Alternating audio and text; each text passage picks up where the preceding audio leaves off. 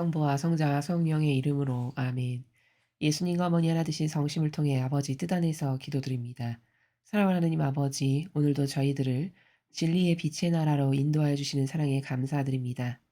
아버지 신성하신 뜻의 바다에 저희들의 내적이고 외적인 모든 것을 다 쏟아 붓사오니 완전히 용해되게 하시어 예수님과 어머니께서 살아가신 그 정신세계를 구현하여 아버지의 충직한 도구로 써주시옵기를 갈망으로 청원드립니다. 이 모든 기도 우리 주 예수 그리스도의 이름으로 기도드리나이다. 아멘. 성부와 성자와 성령의 이름으로 아멘. 안녕하십니까? 하느님의 뜻 성계의 피아수냐입니다. 오늘도 여러분들과 함께 아버지께서 가르쳐 주시는 진리의 그 빛의 나라에 대해 함께 학습해 보도록 하겠습니다. 2022년 2월 6일 대중을 위한 메시지. 저 모리는 또다시 하느님 아버지의 성심이라고 알게 된 큰 불꽃을 봅니다. 하느님 아버지께서 말씀하십니다. 자녀들아, 너희가 나를 더 사랑할수록 나를 신뢰하기가 더 쉬워진다. 너희가 나를 신뢰하면 사탄은 너희의 평화를 파괴할 수가 없다.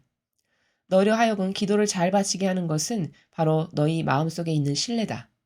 그러니 너희가 기도하기 위해 마음을 가다듬을 때 먼저 너희의 모든 문제를 나에게 의탁하는 것이 가장 좋다. 너희가 이렇게 하면 사탄은 아직 발생하지 않은 문제들을 너희에게 상기시킬 수 없다. 너희가 나의 자비를 신뢰하기 때문에 사탄은 너희가 과거에 어떻게 행동했어야 했는지 등의 후회를 이용해 너희의 마음을 과거로 데려가지 못한다.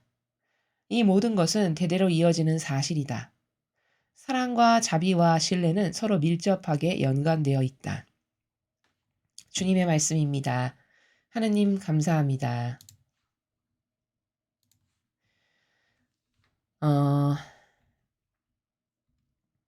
오늘 아버지께서는 사랑과 자비와 신뢰 그 세 가지의 관계에 대해서 말씀을 하고 계십니다. 자, 먼저 여러분에게 한번 여쭈어보겠습니다. 신뢰라는 단어를 먼저 초자연법의 나라에서 이야기하기 전에 여러분은 하느님 아버지 말고 이 세상에서 신뢰할 것이 무엇이 있는지 한번 스스로에게 물어보시면서 곰곰이 생각해 보십시오. 하느님 말고 내가 믿어도 좋고 신뢰해도 좋을 무엇이 있는가 과연 세상에 잘 생각해 보십시오. 답은 없습니다. 그쵸? 물론 하느님 다음으로 가족은 신뢰의 대상이 되어야 함이 맞죠. 그것도 아버지 뜻 안에서. 그러나 그 가족보다도 더 우선적으로 절대성의 그 나라에서 신뢰해야 될 대상은 아버지 말고는 그 어떤 것도 이 세상에서 믿고 신뢰할 만한 대상이 존재하지 않음을 신앙인이라면 누구나 고백할 수밖에 없고 그렇다라는 진실을 확인할 수 있게 됩니다. 자, 그런데 그러면 이제 하느님밖엔 신뢰할 대상이 없다라는 답을 얻었으면 그러면 신뢰라는 단어를 한번 생각해 보죠. 우리는 신뢰다. 하나님을 신뢰한다. 그래서 맡겨드린다. 하면 간혹 이런 오해가 있을 수 있습니다. 좋은 것만 맡겨드리는 거 있죠. 기쁜 것, 행복한 것, 좋은 것, 이런 것만을 하느님께 맡겨드리고 나쁜 것, 고통스러운 것, 이런 것은 하나님께 맡겨드린다라는 개념이 없을 수 있어요. 왜냐하면 이런 오해 때문이죠. 왜 나쁜 것을 아버지께 드리지? 왜 그런 것을 아버지께 드려? 아버지께는 좋은 것만 드려야 되는 거 아니야? 이렇게 생각할 수 있기 때문에 그러한 것이죠. 자, 그런데 그것은 인간적인 차원의 나라에서의 우리들의 생각인 것이고 사랑의 그 진정성, 본질의 나라에서 예수님과 어머니께서 하느님을 사랑하셨던 그 정신세계를 이렇게 유심히 살펴보면 거기는 사랑한다라는 거는 결국 하나 되는 관계인데요. 그 하나 된다는 건 좋은 것만 있을 때만 하나 되는 게 아니라 나쁠 때건 좋을 때건 슬플 때건 기쁠 때건 좌절할 때건 절망할 때건 언제나 하나 되는 거죠. 즉 그 말인즉슨 다시 말하면 뭐냐면 기쁨이 있어도 맡겨드리고 고통이 있어도 맡겨드리고 의당 다 하느님께 맡겨드릴 수 있는 이런 관계성이 구현되었다. 그러면 그때서야 신뢰를 올바르게 이해하고 있는 겁니다. 자, 우리도 자연법에서 한번 생각해 보죠.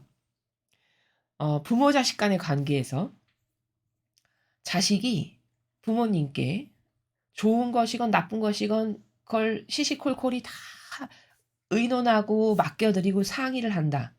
이런 자식이 '아 제가 나를 정말 믿고 사랑하는구나.' 이렇게 느껴지십니까? 아니면 뭔가를 숨기는 게 있고 가리는 게 있는 그런 자식이 '아 나를 제가 믿고 신뢰하는구나.' 이렇게 느껴지십니까? 당연히 전자. 그것이 무엇이건 다 부모님께 맡기고 상의하고 의논하고 여쭙고 이러는 자식이 '아 제가 나를 진짜 믿고 신뢰하는구나.' 이렇게 느껴지시죠? 마찬가지라는 거죠. 아버지도 좋은 거건 나쁜 거건 그것이 기쁜 거건 슬픈 것이건 간에 무엇이건 그것을 다 아버지께 있을 때마다 맡겨 드리고 또 의탁하고 이것이 아버지는 '아 제가 나를 신뢰하는구나.' 이렇게 보신다는 겁니다.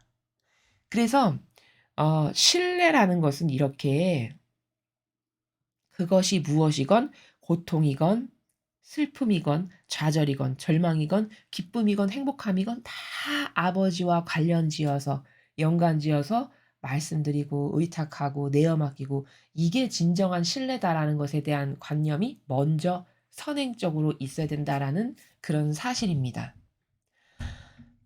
오늘 첫 번째 줄을 보시면요. 아버지께서 말씀하시기를 "자녀들아 너희가 나를 더 사랑할수록 나를 신뢰하기가 더 쉬워진다." 자, 사랑과 신뢰라는 단어가 나왔습니다. 많이 사랑하면 그건 이꼬르 무슨 뜻이냐? 많이 신뢰한다는 뜻이죠. 그쵸? 또 어떤 사람이 많이 신뢰하면 그것은 '아 제가 나를 많이 사랑하는구나.' 이런 징표가 되죠. 고로 사랑과 신뢰라는 것은 비례 관계에 있음을 우리가 알 수 있죠. 그래서 많이 사랑한다는 건 많이 신뢰하는 거고 많이 신뢰한다는 것 그게 많이 사랑한다는 뜻이구나. 이렇게 이해를 하는 게 올바르다는 것입니다.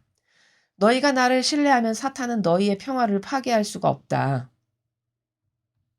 너희로 하여금 기도를 잘 바치게 하는 것은 바로 너희 마음속에 있는 신뢰다. 자, 내가 하나님을 신뢰하는 그 정도나 질적인 측면에서 뛰어나면 아무리 마귀가 와서 나에게 그 신뢰를 파괴하는 마귀의 뭔가를 나에게 그 충동질을 해도 잘 넘어가지 않는다는 거예요. 아주 쉬운 예를 들면 여러분의 이해를 돕기 위해서 어 내가 저 사람을 사랑하는데 예를 들어 남녀 간의 관계라고 생각해 보죠. 내가 저 사람을 사랑하는데 내가 사랑하는 정도가 저 사람이 100%를 100%로 내가 믿고 신뢰한다면은 그러면 어느 날 누가 와서 나에게 내가 사랑하는 그 연인에 대해서 안 좋은 말을 해요. "예전에 저 사람이 살인자였다더라. 너 그거 알았어? 저 사람이 이런 이런 사기꾼이래. 너 속고 있는 거야." 예를 들어 이런 말을 한다. 그러면 이 사람이 웬만해서는 이 남의 말에 의해서 동요되지 않겠죠. 100%로 신뢰한다면. 그쵸? 차라리 직접 확인해 보겠죠. 그쵸? 물론 확인해 본다는 것도 신뢰의 질이 떨어지는 거이긴 합니다만 예를 들자면 그렇다는 거죠. 그런데 만약에 내가 신뢰성이 저 사람을 100%로 신뢰하지 않고 좀 미적지근하고 껄쩍지근한 부분이 있어서 한 50% 정도밖에 신뢰를 안 한다. 그러면 마귀가 주변 사람을 타고 어떻게 공격하냐? 나에게 와서 "야 너가 믿는다는 그 사람 있지? 그 사람 과거에 이런 이런 전적이 있었다는데 너 알아? 야 그 사람 과거에 이런 이런 살인자였고 이런 이런 사기꾼이었대. 너 그거 알고 있었어?" 이렇게 와서 바람을 불고 충동질을 시킵니다. 그런데 신뢰관계가 50%면 어떻게 될까요? 100%그 사람 말에 동요가 되겠죠. 그쵸? 마찬가지로 신뢰한다면 사탄이 너의 파괴를 평할 수 없다는 건 지금 제가 여러분에게 설명드린 예시의 나라와 비슷하죠. 그쵸? 내가 하나님을 정말 100%로 신뢰하면 아무리 마귀가 와서 내 옆에 귀에서 뭘 속삭인다 한들 그것에 의해 동요되지 않는다는 나라를 말씀하시는 거죠. 또 기도를 잘 바치게 하는 거는 "너가 나를 얼만큼 신뢰하느냐에 따라 달린 거다." 이렇게 말씀하시죠. 자, 그 말씀은 무슨 뜻이냐? 우리가 누구를 사랑하면요. 그 사람을 자꾸 생각하고 떠올리고 보고 싶고 이렇게 되잖아요, 자연스럽게. 마찬가지로 내가 하느님을 신뢰하는 정도가 깊으면은 깊을수록 자꾸 생각하니까 기도하게 되고 갈망하게 된다는 거예요. 지금 아버지께서 말씀하시는 나라가 그런 거죠. 무관심해 보십시오. 그 생각이나 나겠습니까? 오히려 생각 안 나는 게 편한 관계가 요즘에 거의 다죠. 이렇게 신뢰라는 거는 사랑과 비례적인 관계로서 많이 신뢰하면 어떤 악이 나에게 다가와서 어떤 바람을 불러일으키고 충동질을 아무리 시켜도 거기에 잘 웬만해선 넘어가지 않는다라는 진실을 너희는 깨닫느냐. 그렇다면 여러분은 여기까지만 딱 들어도 나는 그럼 하느님을 몇 퍼센트로 신뢰하는가를 스스로 점검해 볼 수 있어요. 여러분이 어떤 경우에도 흔들리지 않을 만큼 굳건하다. 예를 들면 다니엘처럼, 예를 들면 예수님이나 성모님처럼, 그러면 100%로 하느님을 신뢰하는 거죠. 그렇죠? 그러나 놀랍게도 대다수의 신자들은 나는 신앙인입니다 하면서도 하느님을 그 정도로 많이 신뢰하지는 않습니다. 어느 정도로 신뢰하는지는 증거까지도 다 돼서 입증을 할 수 있는 나라예요. 자, 조금 더 보겠습니다. 그러니 너희가 기도하기 위해 마음을 가다듬을 때 먼저 너희의 모든 문제를 나에게 의탁하는 것이 가장 좋다. 자, 마지막 문자는 그러니까 네가 기도를 해야지, 하나님과 소통 관계를 가져야지. 기도는 대화라고 말씀을 드렸죠. 아버지와 대화를 하고 교감을 하려고 딱 마음을 가다듬을 때 가장 먼저는 뭐부터 너는 선행돼야 된다? 너의 지금까지 마음 안에 해결되지 않고 남아있는 다양한 어떤 미적지근한 문제들이나 이런 것들 있죠. 그런 것을 아버지 이거 맡겨드립니다. 이것도 맡겨드립니다. 제 안에 이런 어둠이 있는데 이것도 맡겨드립니다. 이것 다 맡겨드려서 깨끗하게 다 비우고 봉헌을 드리고 그리고 나서 기도를 시작해야 분심이 없고 평화 가운데 바칠 수 있는 것이지 어떤 문제나 해결되지 않는 그리고 어떤 걱정이나 근심 이런 거를 가지고 있는 상태에서 기도를 한다고 해봤자 마귀가 와서 금방 나의 기도를 분심으로 이끌고 마음의 평화를 얻게 하는 건 너무 쉬운 일이죠. 왜? 그런 동기 유발적인 요소가 내 안에 남아있기 때문에 그게 걸림돌이 되고 장애 요소가 돼서 하느님과의 그런 깊이 있고 긴밀한 신뢰 관계에서의 소통의 기도를 할 수가 없게 된다는 것을 말씀하시는 것이죠. 그러니까 신뢰는 나쁜 거건 좋은 거건 다 봉헌 들여서 맡겨드리는 거다. 이겁니다. 더 쉽게 말하면 초등학생 아이는요. 별로 그렇게 마음에 평화가 잘 깨지지 않아요. 왜? 엄마만 있으면. 그게 뭘까요? 그 정도로 단순한 거죠. 그 단순성이라는 것이 눈앞에 엄마가 있어. 그럼 엄마 하나 있는 걸로 만족, 오케이. 더 이상 근심 걱정 뭐 이런 거 없어. 엄마한테 다 맡기면 돼. 이런 마인드죠. 이걸 단순성이라고 하는데 그런 단순성으로 하느님께 다 맡겨드리는 것이 그 아이는 엄마를 신뢰하니까 그런 거잖아요. 엄마만 저렇게 내 눈앞에 있으면 내가 어디를 가건 내가 지금 위험에 처하건 다 나를 구해줄 거고 손 잡아줄 거고 나를 보호할 거야 라고 하는 어떤 절대적 믿음이 있죠. 그러니까 엄마만 눈앞에 딱 있으면 마음에 일단 안정감이 있어요. 어떤 불안도 없어요. 동요가 없어요. 이런 것을 신뢰관계라고 하는 거거든요. 지금 아버지께서 말씀하시는 건 바로 그런 나라를 말씀하시는 거예요. 그냥 하느님 한 분 계시면 그걸로 오케이. 왜? 내 눈앞에 엄마 보이면 엄마가 모든 걸 나를 다 해결해 줄 텐데 뭐 무슨 걱정이야. 마치 이것과 똑같은 관계성을 가져야 된다는 것이죠. 영적인 나라에서. 그러한 관계가 신뢰 관계라는 거고 그런 관계가 지속적으로 계속 항구하게 유지될 수 있다면 이게 하느님과의 아주 긴밀하고 내밀한 관계로 더 깊이 갈 수 있는 어떤 근본 단계라고 할까요? 기초라고 할까요? 이것이 마련되는 거다라는 겁니다. 너희가 이렇게 하면 사탄은 아직 발생하지 않은 문제들을 너희에게 상기시킬 수 없다. 자, 하느님과의 이런 사랑 관계, 신뢰 관계가 돈독하지 않죠. 그러면 사탄이 나에게 와서 끊임없이 공격을 하는데 나는 그때마다 넘어갑니다. 아주 잘 넘어가요. 근데 사탄이 보통 어떻게 와서 공격을 하냐면 아직 발생하지도 않은 문제들을 나에게 상기시키게 한다는 거죠. 지금 이 말씀은. 그러니까 이 말은 무슨 뜻이냐면 다가오지도 않은 문제를 미리 생각해서 고통받고 전전긍긍하고 걱정하게끔 하는 마귀가 나에게 잘 다가온다는 거예요. 근데 신뢰하는 사람이면 에이 이건 엄마가 다 해결해 줄 텐데 뭐 이러고 턱 맡기지만 신뢰관계가 온전히 되어 있지 않죠? 그러면 그 마귀가 왔을 때 백전백패 계속 넘어간다는 거죠. 그래서 일어나지도 않은 일을 가지고 미리 전전긍긍하고 근심하고 걱정하는 이런 분들이 계세요. 그런 분들은 미리 도래하지도 않은 일을 끌어와 가지고 걱정하게끔 하는 것은 마귀라는 이 진실을 반드시 아셔야 됩니다. 그렇지 않고는 그 마귀를 이길 수 없어요. 다가오면 다 다가오는 족족 당할 수밖에 없습니다. 그러니까 여러분이 영성 생활을 하시다가 뭔가 또 걱정과 근심이 싹 올라오는 것 같아. 그러면 이거 또 마귀 왔구나. 이렇게 금방 눈치를 채실 수 있어야 된다는 거예요. 이거 지금 마귀 왔네. 이 마귀 뽑아서 어머니 발 아래 봉헌 드립니다. 이렇게 해야 된다는 것이죠. 너희가 나의 자비를 신뢰하기 때문에 사탄은 너희가 과거에 어떻게 행동했어야 했는지 등의 후회를 이용해 너희 마음을 과거로 데려가지 못한다. 자, 이거는 무슨 말이냐면은 이런 겁니다. 그 사람 중에 과거 얘기를 잘하는 사람이 있어요. 그렇죠?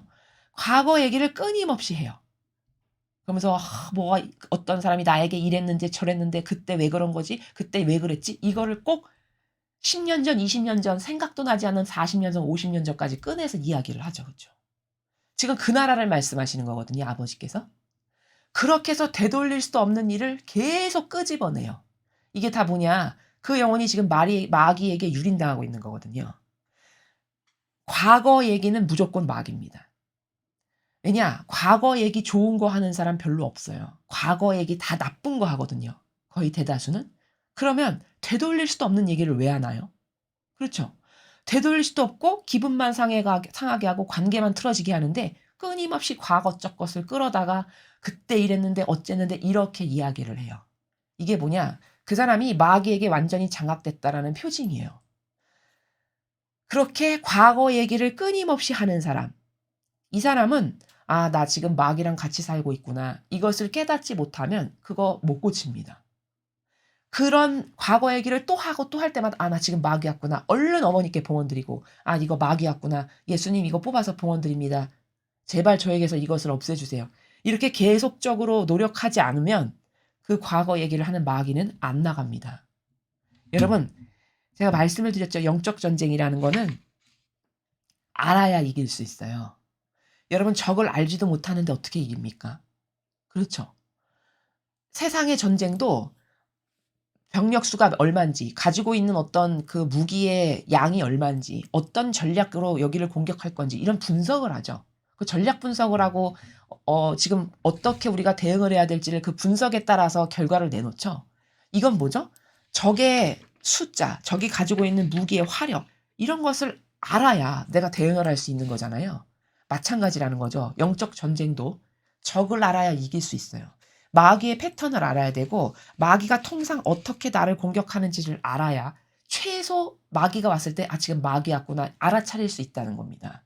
근데 아무것도 모르죠. 영적으로. 그럼 어떻게 될까요? 그 마귀에게 일평생 짓눌리다가 죽는 거예요. 맨날 마귀 장신구만 달아주면서. 지금 아버지께서 말씀하시는 것은 만약에 하느님에 대한 어떤 굳건한 믿음과 신뢰가 완벽하게 구축되어 있는 영혼이다. 그러면 하느님의 자비를 신뢰하기 때문에 사탄이 과거에 어떻게 행동했어야 되는지의 어떤 후회 같은 거를 끌고 와서 나를 그 마귀로 끌어가지 못한다라고 지금 말씀하시는 거거든요. 그러니까 사탄은 과거를 후회하게 해서 영혼을 충동질해요. 그때 왜 그랬지? 이거 따지고, 그쵸? 지나간 거를. 막 따지고 묻고 옆 사람에게. 이렇게 해서 전체를 다 마귀 소굴로 만드는 게 과거 얘기하는 마귀입니다. 그래서 아버지께서는 이렇게 가르쳐 주세요. 단순성이 영적인 나라에서는 어떠해야 되냐면 한 걸음 앞에 발걸음만 보고 걸어가는 단순성이어야 돼요. 마치 그 초등학생 아이처럼. 그 엄마 하나 있다라는 것만으로 모든 것을 만족하죠. 그렇죠? 엄마 하나 있으면 내가 위험에도 건져줄 거고 뭐 내가 배고프다면 먹을 거 사줄 거고 내가 저기 가고 싶다면 데려가 줄 거고 이런 절대적 신뢰와 믿음이 있죠. 그러니까 아무 걱정이 없어요. 그 영혼은. 그러니까 마음이 평화롭죠. 그 말인즉슨 그 정도로 신뢰한다는 거죠. 이것이 하나님과 우리와의 개개인 간의 1대1의 영성이 돼야 된다는 거죠. 그리고 그런 영혼은 마귀가 와도 쉽게 이 영혼을 흔들지 못해요. 그렇게 강력하게 신뢰하는 그 깊은 연결의 고리로 내재화되어 있기 때문에. 지금 그런 나라를 말씀을 하시는 거죠. 그래서 하나님께서는 우리가 이게 발걸음을 이렇게 내디디면서 걸어가잖아요. 그럴 때 그 한 발걸음 앞에 그 발걸음을 내딛는 그 앞에 하나하나만을 바라보고 걸어가라라고 말씀하세요. 이거는 영적으로 뭘 말하는 거냐면 그 정도로 단순성으로 살아야 된다라는 거예요. 이 영적 세계에서는. 이해가 되시죠? 그래서 그런 단순성으로 믿음과 신뢰와 자비의 그런 임계 질량을 높여서 고결화시키지 않으면 안 된다라는 것이고요. 이 모든 것은 대대로 이어지는 사실이다. 사랑과 자비와 신뢰는 서로 밀접하게 연관되어 있다.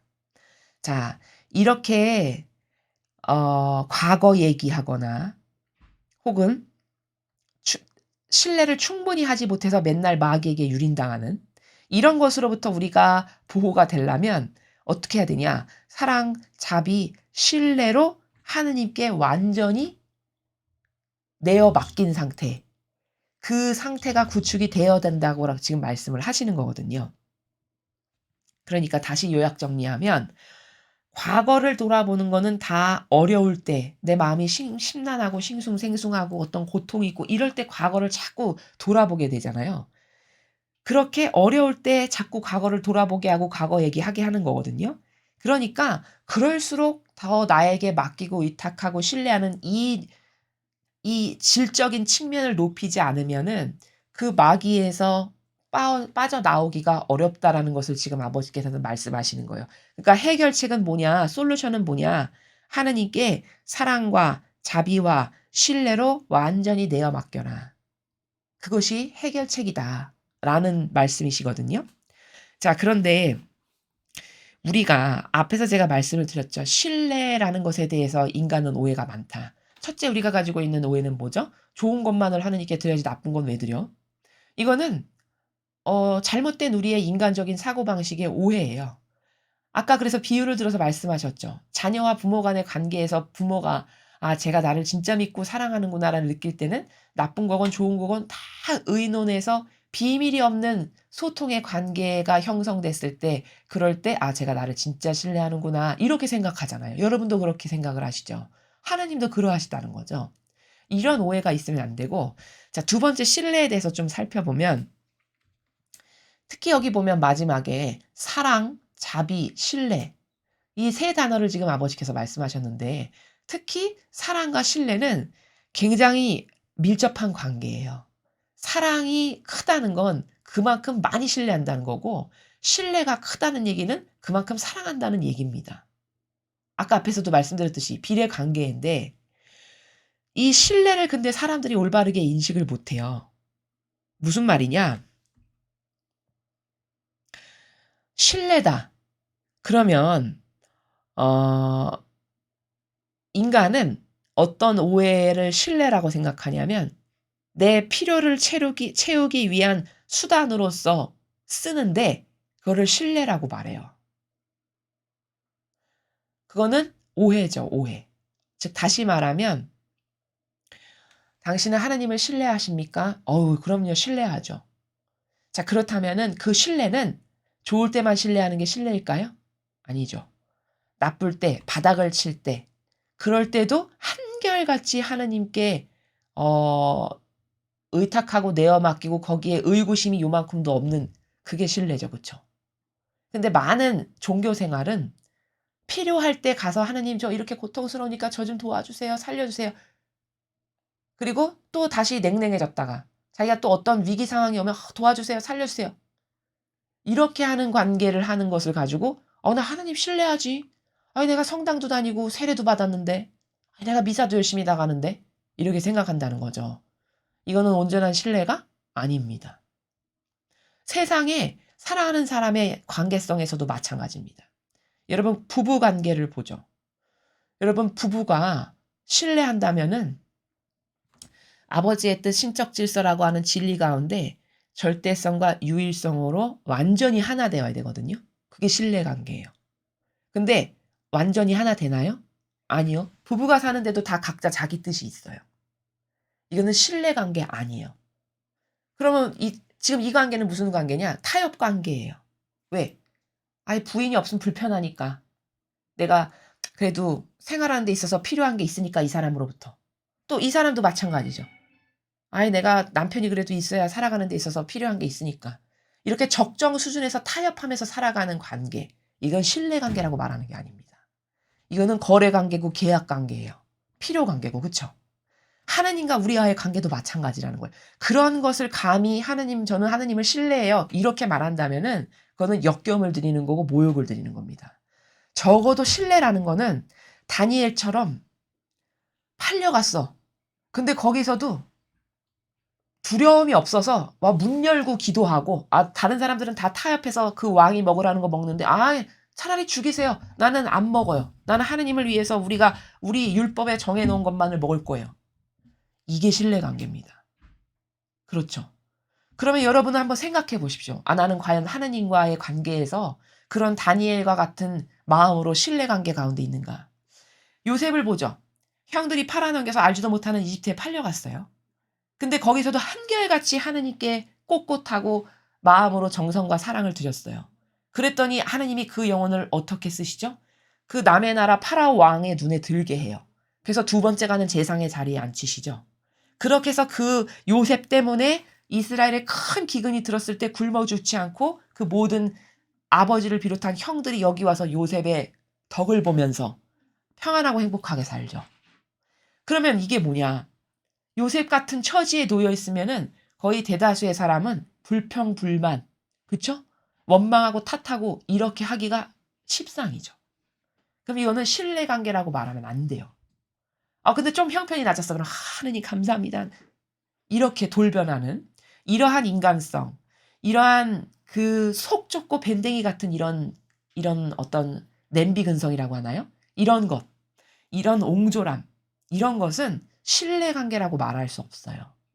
근데 사람은 아예 내가 그런 가운데 자기가 하나님을 그런 나라에서 대하면서도 자기가 하나님을 신뢰한다라고 생각한다는 것이죠, 문제는. 그렇다면 이거는 굉장히 질 떨어지는 거예요. 효용과 가치가 다 떨어지는 거죠. 그러니까 신뢰는 오해가 있으면 안 되는 게 나의 어떤 필요를 채우기 위한 수단이 아니에요. 신뢰는. 지금 제가 부부 관계에서도 하느님과의 관계에서도 요셉이나 다니엘 같이 좋을 때나 나쁠 때나 그게 항상 항고하게 유지되는 이게 신뢰 관계지 그것이 아닌 다른 모든 것은 변덕스러운 자신의 어떤 기호나 정서와 경향 가운데 필요할 때만 난 하나님을 신뢰해서 가서 찾는 이런 거라는 겁니다.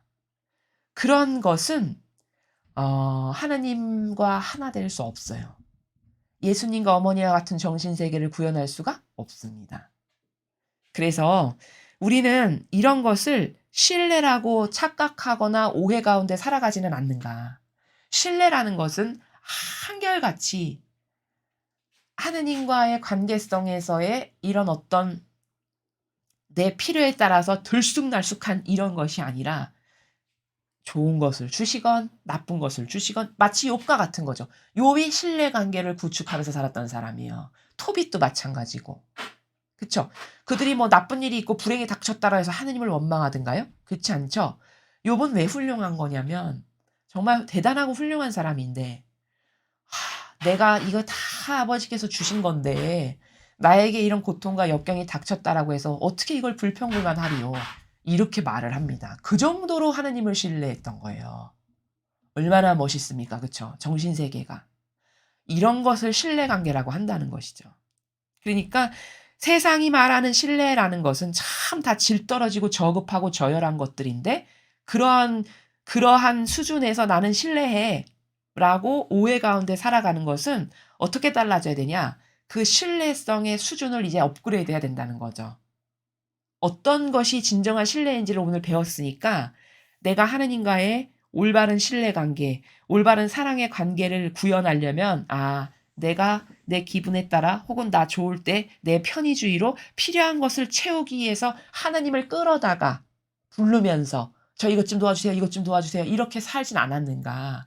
이것을 먼저 양심 가운데 점검해 보시고 여태까지 그렇게 살았다면 제가 아버지 오해가 있어서 제가 신뢰가 뭔지를 몰라 가지고 지금까지는 이렇게 살았는데 제가 오늘부터는 그런 다니엘이나 욥이나 토빗이나 요셉과도 같은 그런 정말 지속적이고 항구한 그런 훌륭한 근성으로 하느님 아버지께 늘 신뢰로서 사랑을 드리는 그런 자녀가 될 수 있도록 저도 그 은총으로 축복해 주세요. 여러분이 이렇게 갈망을 하셔야 된다는 사실이죠. 그래서 오늘 이 메시지는 사탄은 사람을 속여서 과거를 말하게 하고 과거를 끄집어내서 사람 간의 관계성을 파토내고 거기서 분란을 유발하고 평화를 깨고 이런 것을 하는데 그런 건 왜 그러냐면 그 사람이 항상 하느님과의 돈독한 이런 신뢰 가운데 사랑 관계 가운데 살지 못하니까 마귀가 와서 꼬셔도 금방금방 넘어가고 마귀의 장신구를 달아주는 거라는 거거든요. 우리는 이런 악에게 유린 안 당하려면 항상 하나님과 예수님과 어머니와의 관계성에서 내가 변덕스럽지 않은 사랑과 신뢰를 그분에게 드리는 그런 자녀가 되어야 한다라는 진실이죠. 우리는 하느님에 대해서 정말 오해가 많은데요. 그중에 하나가 뭐냐면 이런 오해도 있어요. '아 나는 하느님 앞에 너무나도 큰 죄인이라서 용서 못 받을 거야. 하나님은 나를 그렇게 많이 사랑 안 하실 거야.' 이런 오해도 마귀가 불러 넣거든요. 근데 그것은 여러분의 오해이시고요. 이 메시지 앞에 메시지를 보면 아버지께서는 이렇게 말씀하셨어요. "우리가 뉘우치는 것만으로도 나는 너의 죄를 용서하고 그걸로 충분하다." 이렇게 말씀을 하시는 자비의 아버지십니다.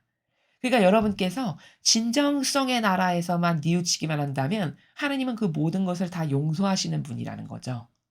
이런 것에 대한 지금 다각적 관점으로 여러 가지를 말씀을 드렸는데 이런 것에 대한 오해가 없으셔서 여러분이 아버지와의 그런 어떤 돈독한 그 절대성의 신뢰와 사랑의 관계를 구축하는 데 있어서 장애가 없어야 되거든요, 이 사고방식 안에. 그런 장애가 없이 이제 오늘부터는 어떤 것이 신뢰인지 아셨죠? 어떤 게 사랑인지, 그리고 하나님의 자비는 어떠하신지를 말씀을 드렸습니다. 이런 것을 이렇게 객관화시켜서 여러분이 지금까지 잘못 인식하신 것이 있으셨다면 그것을 다시 올바르게 되돌려서 바꿔서 아버지께 드릴 줄 알고 그런 신뢰를 구현할 줄 아는 그런 자녀들이 되셨으면 좋겠습니다. 이상으로 2022년 2월 6일 대중을 위한 메시지 해설을 마치겠습니다. 감사합니다.